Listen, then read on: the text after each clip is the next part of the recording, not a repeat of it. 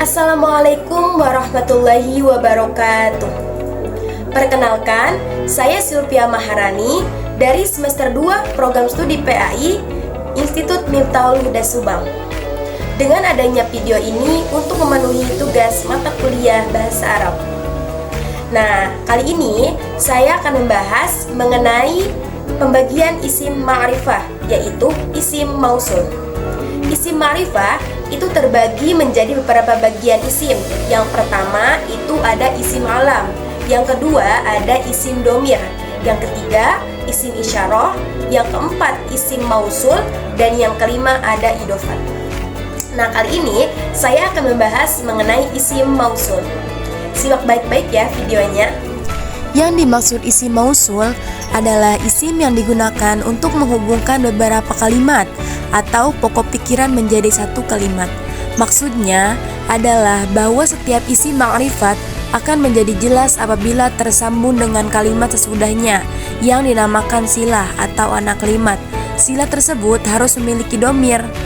Dalam bahasa Indonesia, kata sambung semacam ini diwakili oleh kata yang. Berikut adalah pembagian isim mausul. Yang pertama ada isim mausul ismi atau isim mausul khos. Dalam bahasa Arab, isim mausul terbagi dari beberapa macam sesuai dengan domirnya, yaitu alladzi itu untuk laki-laki satu orang, alladzani untuk laki-laki dua orang, alladzina untuk laki-laki tiga orang atau yang biasa disebut dengan jamak. Yang kedua itu ada allati untuk perempuan satu orang dan allatani untuk perempuan atau mu'annas dua orang. Allati atau al-ai itu untuk perempuan mu'annas tiga orang atau yang biasa disebut dengan jamak. Berikut adalah contoh dari isim mausul ismi dalam Al-Quran. Yang pertama ada humul ladzina yaquluna la tunfiqu ala man 'inda rasulillahi hatta yanfaddu. Kata alladzina itu adalah isim mausul yang berjumlah untuk tiga orang, dan kata alladzina itu berposisi sebagai khobar dalam kalimat tersebut, sedangkan hum di sini itu berposisi sebagai mubtada. Contoh selanjutnya itu walladzani ya'tiyaniha minkum fa'adhuhuma. Kata alladzani itu adalah isim mausul untuk dua orang laki-laki, dan alladzani dalam ayat tersebut itu berposisi sebagai mubtada. Contoh selanjutnya itu ada allati tattali'u 'alal afidah. Kata allati itu adalah isim mausul untuk kata benda berjenis perempuan, dan kata allati itu berposisi dalam ayat tersebut sebagai mubtada. Contoh selanjutnya itu wallati ya'tinal fahisyata min nisaikum fastashhidu 'alaihinna arba'atan minkum. Kata allati di sini itu sebagai isim mausul untuk berjumlah tiga orang perempuan atau lebih, biasa disebut dengan jamak.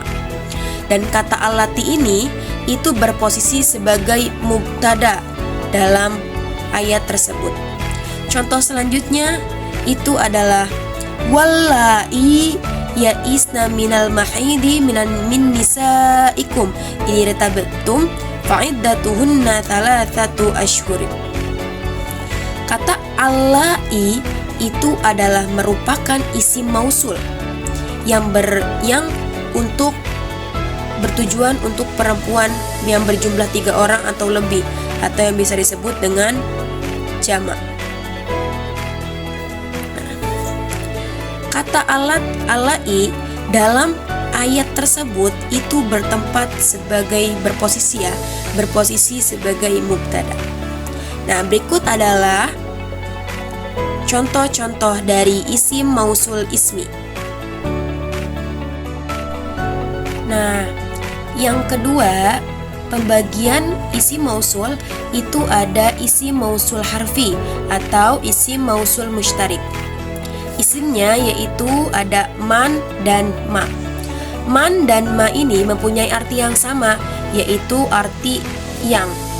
Bedanya, man itu untuk isim akil atau kata benda berakal, seperti manusia, muslim, atau yang lainnya.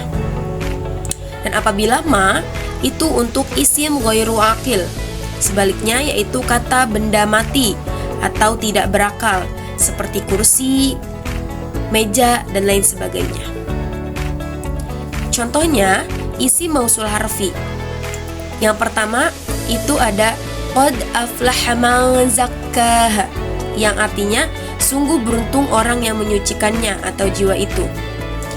Kata man dari ayat ini itu berposisi sebagai isim mausul harfi untuk isim akil. Yang berposisi dalam ayat ini itu sebagai fa'il atau sebagai pelaku dari fi'il atau kata kerja aflaha.